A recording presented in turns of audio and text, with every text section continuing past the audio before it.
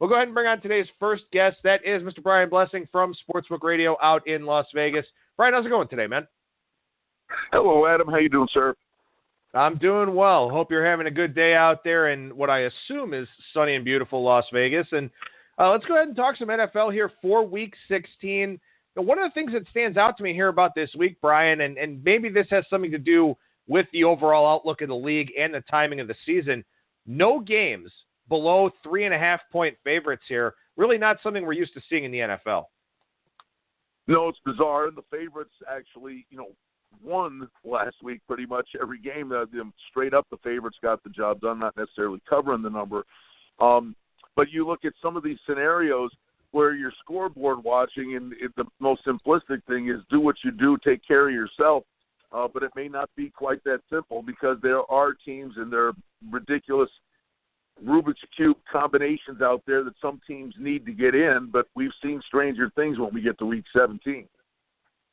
Yeah, and there are a lot of different scenarios here, of course, over the final 2 weeks, and we won't bore you with those here on the show. We will talk about them where they're relevant, of course, if they could be betting angles, but lots of different dominoes to fall here in terms of seeding, and then, of course, the fights in the bottom of the conferences there for the 5 and 6 seeds, and then you could also even extend that to the teams that have nothing to play for, the teams that are trying to improve their draft positioning a little bit. But, Brian, you mentioned the favorites doing so well last week, and this has been a trend here basically over the last 6 or 7 weeks, I think it is.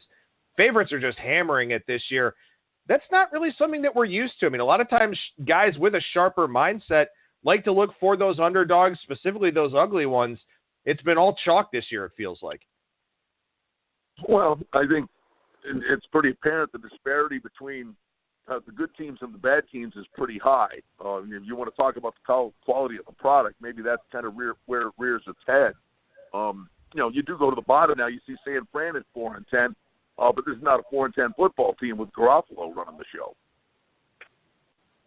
No, it's true. And I mean, it's a quarterback-driven league. We kind of talk about that a lot here. And, now San Francisco has that guy. They've got that quarterback. And, of course, we'll see if some of those teams with the high draft picks wind up going the quarterback route here in the NFL draft. But, Brian, let's handicap motivation a little bit here in Week 16. Obviously, next week is a completely different animal depending on what all has been decided in the playoff picture.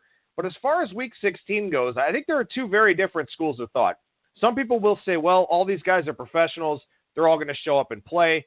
Others are going to say, teams that have a lot of injuries, where a lot of key players have been hurt, they just may not show up this week. How do you tend to approach it here in Week 16? Well, I mean, it pretty much as every week. I mean, you look at New England the week before playing Pittsburgh. They lose to Miami. You're going to have potentially letdowns from New England and maybe even Pittsburgh this week after that crazy game and finish. Even though they're professionals, you think they're less likely prone to deal with those kind of things less than college kids would. It still happens. It's just the nature of the beast. I mean, listen, Derek Carr running into the end zone. They all know don't extend the ball. It's like the low-hanging fruit. You're running, and you go, you shouldn't do it, and then that reaction just comes, the pylon's right there, and he gets hit and fumbles it out of the end zone. So, goofy things happen, even to professionals. Well, like I said, some teams here kind of looking for, improved draft positioning. I mean, the Giants are a team, obviously, that, looking to grab that number 2 pick that's out there. Indianapolis, it certainly doesn't benefit them to go out there and find a way to upset Baltimore. Now, clearly, they're probably not going to do that as a 2-touchdown dog. But, there are some of these teams here where there is incentive to lose. Now, that being said, it's incentive from a front office standpoint. The players aren't necessarily thinking about that. So, are some of these spreads inflated a little bit too much this week? Well, I think it's been about 2 years now. Last year was the first year I ever noticed the NFL numbers week to week being so volatile based on the previous result. You never saw those kind of adjustments. And I can tell you this, it's not the odds makers making those kind of adjustments, it's the market. Well, and let's talk about that for a second here. The market is realizing that favorites are the way to go this year. I mean, they've been realizing that for the last several weeks. So, maybe there is a little bit of shading being done out there by the odds makers and by the sports books just based on the action that they're expecting. And, you certainly can't blame them for that. when you look around here this week, I mean, you got Indianapolis catching 2 touchdowns. Tampa Bay is getting double digits. Miami is getting double digits. Buffalo, in a game that we'll talk about a little bit later here, getting double digits. Houston getting double digits. Indianapolis has nothing to play for. Tampa Bay, nothing to play for. Miami, not really a whole lot to play for. Buffalo has a lot to play for, as we'll discuss in a few minutes. Houston, not a whole lot to play for. So you start looking at those pride angles. How many of these teams have those character guys that are going to step up? How many of those teams have guys that are playing for jobs? And then maybe in the case of a Tampa Bay, I think they kind of stand out the most among those double-digit teams. What happens with the coaching situation down there? Does Dirk Koetter get fired? Does the team rally for him? Because we saw, the Marvin Lewis announcement last week. You'd figure Cincinnati would do something for the guy, and they just look lifeless. So do you factor coaching into it a lot here at this time of the year? Oh, sure. I mean, Cincinnati clearly ran for the bus. And, we'll see what they do in the last couple of weeks. And actually, they could have a massive impact on the playoff picture in the last game of the year when they play Baltimore. You'll see if they rally around that. I would tell you this, of the teams you mentioned, I do think Indy has played really hard all year long. Indy has played hard all year long, and that's one of those things, I think, where they like Chuck Pagano. You have some spots where teams just like the head coach. Arizona will go to battle for Bruce Arians, it seems like, every single year when there are some whispers about his job. So you just kind of have to get a little bit of a feel for the market. Obviously guys like Adam Gase and Bill O'Brien, are very safe here at this time of the year. What about, a situation in Chicago? I know I didn't list this game specifically, but it seems like by all accounts, John Fox is probably on his way out. If the players don't like him, they can kind of seal the deal by giving the Browns their first win of the season. Is that something you feel like NFL players can fall into the trap of, or are they just going to go out there and play and let the chips fall where they may? I wouldn't rule it out, but I think the reality of it is that when a coach is going to go, it's like any business. If a new general manager comes in, he's going to bring his own people with him. So, be careful what you're wishing for. These guys, those 2 games are going to be on tape somewhere. And if you're sitting there rolling over and laying down, best of luck to you signing a nice contract if your contract's up, or someone that really even wants you. Well, I think what's really interesting about it, and what's really interesting about all the sports betting markets in general, is the way that mainstream media can have a bit of an influence here based on the narratives that they're discussing, the talking points that they've got going on. And I sort of feel like some of that bias really creeps into the market here, because that's what's going to happen. ESPN knows Chicago's a big television market. Everybody knows that. So on all of the NFL-related shows, SportsCenter and NFL Live and all the things that they have like that, they'll talk about John Fox. They'll talk about that job security. They'll speculate on things like that. And then it's up to the bettors to decide, if these guys are just, blowing hot air, or if there's actually something to it. So that's one thing I would caution our listeners against here is, and it's the same every week, but especially here at this time of the year with so much speculation, to just weed out the stuff that makes sense from the stuff that doesn't. Well, absolutely, and I will tell you, and it was no guarantee, that it was going to play out that way. But one of the worst numbers I've seen in a millennium was last week. All week long, San Diego's a 2-point favorite at Chargers. We're a 2-point favorite at Kansas City at Arrowhead. It's one of the toughest places to play in the league. And the Chargers are on a nice run, and the banana peel was out for Kansas City, but Kansas City was coming off a decent effort. They had all these weapons with Hunt in the running game, Kelsey and Hill with the passing game. And, are you kidding me? How were they favored? Kansas City should have been a 3-point favorite in that game. That's ridiculous. It's like, that's what I'm saying. The volatility of the market week to week, sometimes you sit there and just scratch your head. No doubt. And I mean, Kansas City, especially Arrowhead on a Saturday night in a division game, that's easily worth the full 3 in the NFL, maybe a little bit more. You're going to tell me the Chargers are – you're going to tell me the Chargers are a 5-point favorite on a neutral field in that game at a minimum? I don't think so. Yeah, I know. So I'm saying – listen to all the bluster, and you can listen to knuckleheads like me, or, but I'm saying at the end of the day, sometimes it's keep it simple, stupid. I mean, it's as obvious as the nose on your face sometimes to not overthink things. I think the more you sit there, the more you stare at something, you can make a case for anything. Sometimes first impressions, to me, your first impression should be lasting. Well, and then you look at the Chargers this week here. They're laying 6.5 with extra juice or 7 all the way out in the Meadowlands against the Jets. Cross-country trip in Week 16. Against the Jets team that didn't roll over last week against the Saints. They actually played fairly well in that game. I don't understand the perception of the Chargers here in the marketplace. You watched that Jets game last week with New Orleans. How could they be catching a touchdown in this game? It's unbelievable. Now, does that mean the Chargers can't go in there and win by 17? Sure. I don't get it. I mean, they're all the generic angles traveling cross country. Oh, yeah, Chargers are motivated. Jets aren't motivated. But you watch them play at New Orleans, where New Orleans, what did they close? 16-point favorites? And believe me, they took the Saints to the mat. That game was in doubt in the fourth quarter. Well, let's talk about the Saints here. The shops that have opened out there in the marketplace, and there are several of them now at this point coming out of the Monday night game. New Orleans, a 5.5-point favorite here against Atlanta. Of course, these two teams just played on Thursday night a couple of weeks ago, and Atlanta was able to come away with the victory there in that one.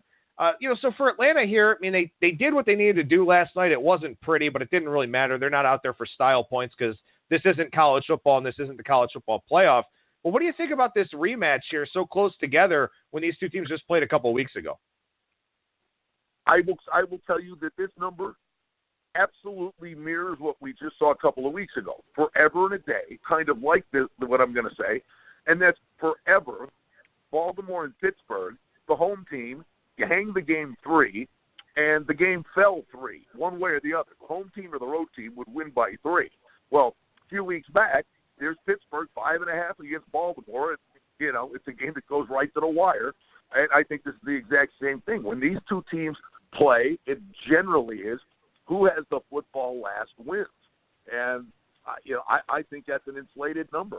And the Saints have had this wonderful season, and, yeah, they run the football, and they haven't needed Breeze to sling it all over the place, and their defense is really good. But you've got to give Atlanta some points for having done this before. They won out into December last year. Atlanta's sitting here, went out in December. You control your own destiny, and they're rolling again. There's a team went to the Super Bowl last year. Now, you watch that game against Tampa Bay last night. Ryan makes some great plays, and then he misses a ton of open guys. I mean, so they kind of let Tampa Bay hang around in that game last night. But I just think it's an inflated number. Personally, I think like 3.5. But points look attractive to me in that spot. It's just the nature of the beast with those two. See, what's so interesting is you look at Atlanta last night, and it was not a good spot for Atlanta. That Tampa Bay game sandwiched between the New Orleans games. They had to win that game. They didn't have to do it by a touchdown or more to cover the number. They just had to go out there, find a way to win it, whether it was by 1, 3, 20. Didn't really matter to them. But I always kind of wonder, let's say Atlanta does win that game 34-21, something like that. Does this number open 4.5? Does it open 4? Does it open 3.5? Why should that game that was not a good spot for Atlanta dictate what happens with this number? Well, I think for starters, they'll say, okay, the shorter week, they had to play Monday night, so there's a little shade for that. But I think to what this topic has been about is, yes, that it is based so much on what you just saw. No one's taken into account Tampa's out of it. Atlanta barely beat Tampa. Well, it's a division game. These guys know each other. Familiarity breeds contempt. So like going on the road and winning in the NFL, I don't care who you are, is not an easy thing to do. So, to a degree, I think it's an overreaction. It's funny. It's almost like they're forgiving New Orleans for they ended up winning by 11, but it wasn't that close. I mean, it was closer than that. It's like they're forgiving how New Orleans played against the Jets, but they're not forgiving Atlanta for how they played against Tampa. But that was on the road. Yeah, again, perception and recency bias just means so much here in the NFL market, especially because all eyes are on all of these games, not just because of the big betting handles, but because it's the NFL. I mean, as much as we bitch and complain about the NFL, and, as you mentioned earlier on in the show, the product's not great, and there's obviously the awful injuries that we've seen here lately. For all the complaints that we have about this league, everyone still watches it and bets on it week after week after week. So that recency bias is just automatically built in here, and it is something that if you're looking for it, you can do a really good job of creating some line value for yourself out there in the marketplace. Brian, let's look at game 109-110 here between the Rams and the Titans. And this is another interesting one to me. Tennessee loses to San Francisco on a last-second kick from Robbie Gould. And kudos to Jimmy Garoppolo for marching down the field to put the 49ers in that position. The Rams blew out the Seahawks, and they basically did it in the first half, really put it in cruise control in the second half. Now they're laying 6.5, 7 here in the Music City. Well, okay. I say you could say off a big win over Seattle, it'd be a letdown. But, I mean, that was just such a boat race for the Rams. I think you almost even just throw it out. The bottom line is I think Tennessee is in uncharted waters, and we're seeing this. The one thing I would say, it seems like there's a home-road dichotomy going on here with Mariota. And I watched this firsthand when he was coaching the Bills. Malarkey's play calling is atrocious, and they've got to run the football. They just seem to put it too much on Mariota's shoulders, and on the road he hasn't been getting it done. Now they're back home. The weird dynamics for this game, they still got a shot for the winner-take-all scenario with the Jags, but the reality of it is here, Tennessee loses this game, it's still going to come down to Week 17 for them. They win that game with the Jags in Week 17 with all the tiebreakers and the machinations as we sit there and try to sort it out. Motivation-wise, Tennessee knows they're not toast if they lose this game. That basically, if they win the following week, they're going to be in. The Rams, they remain highly motivated, looking to get a first-round bye. And how do we knock this Rams team for anything they've done? This is the one thing that I kind of been saying all year long. Scary that the Rams were winning all these games and Goff has been such a revelation. My thing has always been watch for the Rams when we get to December, because that's when Wade Phillips is going to make his massive impact. You can say anything you want to about Wade Phillips as a head coach, but you can't poke any holes at this guy as one of the all-time great defensive coordinators in the game. And it's proven out now. This defense is getting better with each passing week the more they're employing what he wants them to do. We had Joe Everett from NFL Draft Bible on the show yesterday, and we were talking about the Rams, and one of the things that he's pointed out a couple of times here on the show that really helps out Los Angeles is that when the team is on defense, Sean McVay is over there with Jared Goff, and they're talking about plays, and they're looking at everything else. He just leaves the defense up to Wade Phillips. And how nice of a luxury is that for a young head coach who knows he specializes on one side of the ball, to have that guy in Wade Phillips who can take care of the defense. And that's been a working formula for the Rams here. And, there's really no reason it should stop over these last two games. And I'll throw it even more so that, and it drives me insane. You'll always hear coaches, when you hear the coach speak, run, stop the run, but offense, defense, and special teams. Nowhere, ever, are special teams taken into account in the wagering line. And to me, it is so misguided and never considered, because field position in games determines games almost as much as turnovers do. And the Rams are right near the top of the list. Their special teams have been spectacular this year. So cherry on top of the sundae that nobody even talks about is that their special teams are winning. They're not just, not getting beat or the special teams are okay. Their special teams have been winning the day all season long. One last thing I want to ask you about with regards to this game here. I feel like there's been kind of a disconnect between perception and reality with Tennessee this year. They've been favored in 11 of their 14 games. They won't be favored this week. And depending on Jacksonville's situation, we'll see if they're favored in Week 17. But this is a team, while they haven't been favored by a whole lot in most of those games, lots of them around 3, 2.5, stuff like that. I really at no point this year have been all that impressed with Tennessee. Am I missing something? Is there something about this team that does stand out? No. Like I said, if they're going to be successful, they've got to hammer the ball on the ground. But a lot, they try to have Mariota running around doing stuff, and the reality of it is, Corey Davis, was injured a lot, but, the rookie stud wide receiver, he's just kind of been out there. And in the red zone, if he doesn't find Delaney Walker, they're not getting it in the end zone. All right, I want to touch on this Buffalo-New England game with you. I'm sure you've got some strong takes on this one here. And for the Bills, they haven't made the playoffs since 1999, which is one of the big storylines here as we go into the final 2 weeks of the season. Doesn't look like this game is going to help them too much because they're anywhere from an 11.5 to a 13-point dog out there in the marketplace. I'm not a Bills fan. I don't root against the Patriots. The game is really not of that much consequence to me unless I have money on it. But I got to say, Bills having this long playoff drought, it'd be really cool for them and for that fan base for this win over New England to be a big part of getting them back to the postseason. Okay, for this particular game, it would be such a massive leap of faith to say the Bills go in there and win. But one thing I would say to you is that Brady has owned them forever, but they're more apt to blow Buffalo out in Buffalo. And one of the reasons is Gronkowski grew up 4 miles from New Era Field, and it was like you could lay your mortgage on if there was a prop would Gronkowski score a touchdown for the games in Buffalo. But for whatever reason, the Bills have actually historically played them pretty tough up in Foxborough. They beat them last year with Jacoby Brissett, which was comical. Oh, they won the week before with Brissett. Patriots don't even need Brady. They're that good, and then the Bills beat them. Like, oh well, they only had Jacoby Brissett. It's like, well, you can't have it both ways. They shut them out last year. But a lot of these games, they'll create some turnovers, and they're generally interesting football games that are relatively close. To a degree, the Bills' season is going to come down to beating Miami in the final week of the season and then needing Jacksonville to beat Tennessee. That is the 90% model for them to get into the playoffs. So they're not done if they don't win this game. Nobody expects them to win this game. They can pull every trick out of the bag, and you get New England in a letdown spot.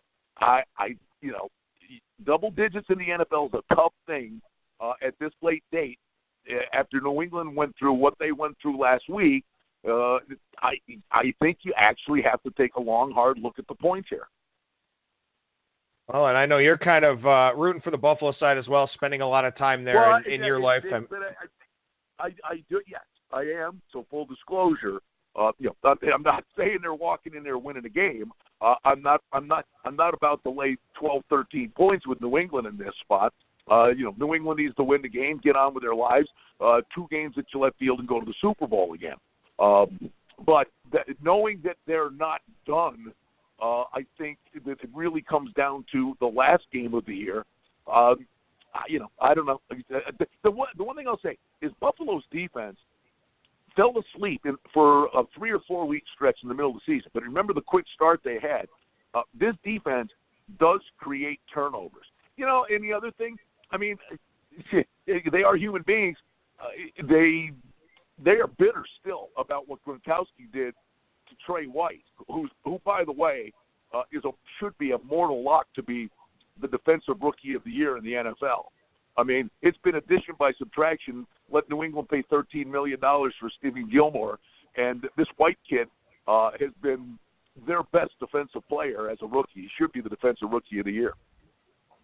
No, that is an interesting angle to consider here, and I didn't mean to imply that you had any kind of hometown bias or anything like that, just to say that you do know this Buffalo team really well, and it helps to have a pulse on a team like that, especially in a spot like this, given what New England's going through and what Buffalo has on the line as well. So didn't mean to imply any bias. I apologize if I did that. No. Oh, no. I deal with that every day. I mean, it's like, it's almost like, out here, I'm not allowed to talk about Buffalo. It's like, it's like, well, instead of, like, you're not allowed to talk about it, it's like, follow it every day. If you think you're going to have a read on something, I would say to you, if I think they're going to get rolled, believe me, glad to go against them. More often than not, I try to go pace of play and think of totals, and then whatever happens with the result. Weather can certainly be an issue at this time of year up in New England. The total aspect of it scares me. I just think it's an inflated number, and there is a love affair with New England, and we know how good they are.